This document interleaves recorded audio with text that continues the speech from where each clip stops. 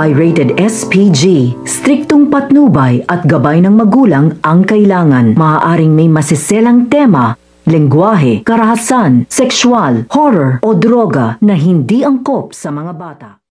Nalaman na nga ni Marites ang kanyang tunay na ama at itong si Gustavo.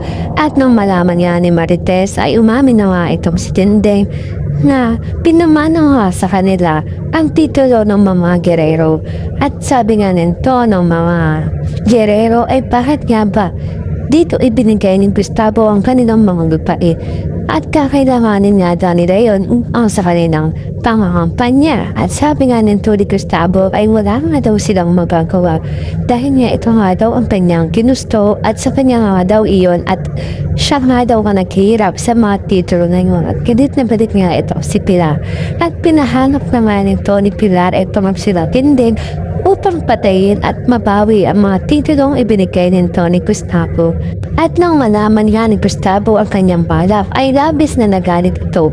Aabangan pa nga natin kung ano pa nga ba ang susunod na mangyayari dito lang yan sa FPJ Spot Report.